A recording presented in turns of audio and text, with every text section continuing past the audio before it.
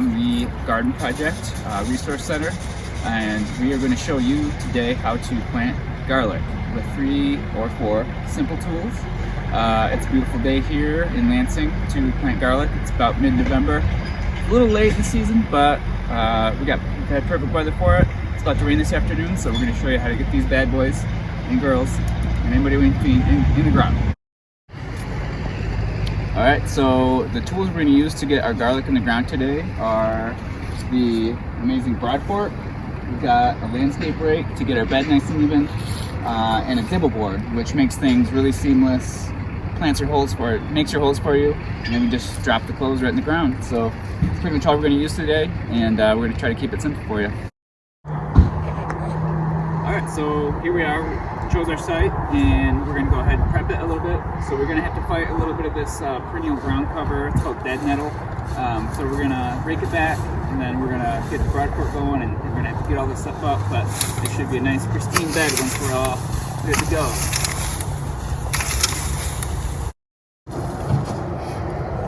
Alright, so we got our broad fork here, which is a great tool for aerating the soil.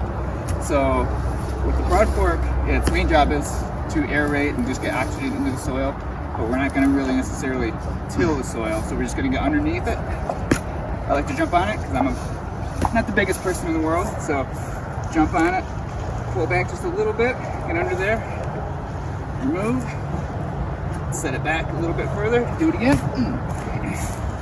And this is going to let that garlic breathe, let those cloves kind of expand, and just generally get us going. Alright, so we've got our bed planting area prepped. We just use the broad fork to loosen up the soil and aerate it, and it also helps getting the weeds loosened up so you can pull them out real easy. And so if you don't have a broad fork, a digging fork will work well too, and which we have at the resource center, so you can come borrow one anytime. And so now we've got our area nice and ready to go to get flattened out and raked, and then ready for the dibble board. Alright, so now we are ready to use our landscape rake. We've got a nice, roughly 36-inch landscape rake here, which is probably more than we need. If you have just a regular garden rake, that'll work fine too. So what we're going to do is just kind of try to break up some of the big aggregates and big clumps in here, but really just get it flat so we have a nice surface to work our dibble board with. So sometimes you can kind of use that back side and go back and forth real gentle. Less is more with the rake. So looking good.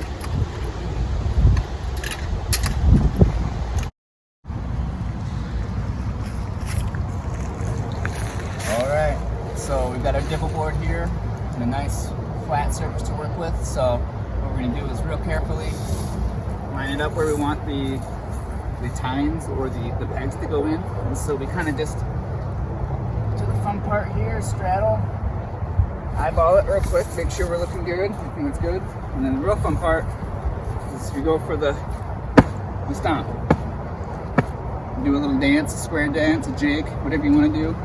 Not too deep though, you don't need to go too deep with garlic, so that should be pretty good. So I'm going to jump off evenly, and we'll see what our holes look like.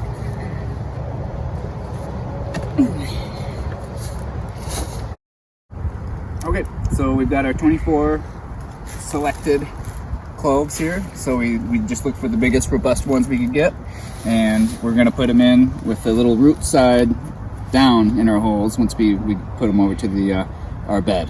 So we're ready to rock. So we're ready to put the garlic right in the ground. This is the fun part. So easy peasy, we're just right down there. Garlic doesn't have to be too deep in the holes.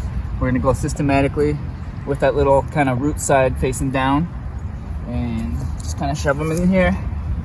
And this will sit until next July when we start collecting the scapes, which is the shoot that comes off the top.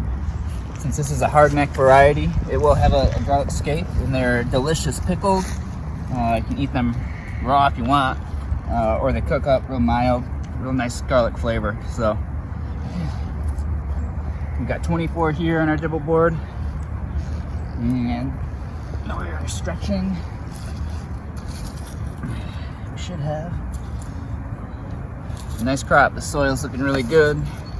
Good moisture content for planting, and it's going to rain this evening, so we got perfect conditions. Let's go. Get in there.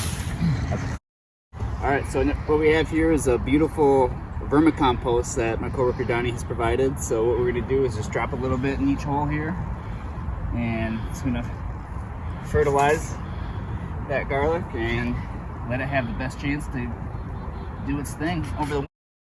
All right, so we've got our vermicompost on top here, and we're just going to give it a nice light rake over, just to kind of just bury it just a little bit, but not too much.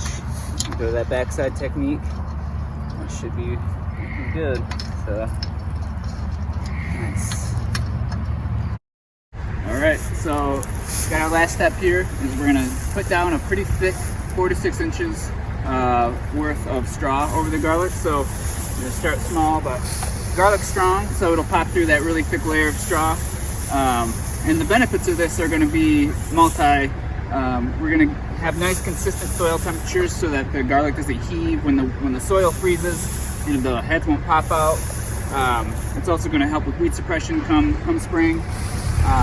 And then also it just kind of adds more nutrients to the soil over time when this stuff breaks down. So this is our last step, and then we just tuck it in for the winter. All right, guys, so there you have it. We just did our crop of garlic, and so next spring we'll come up and check on it.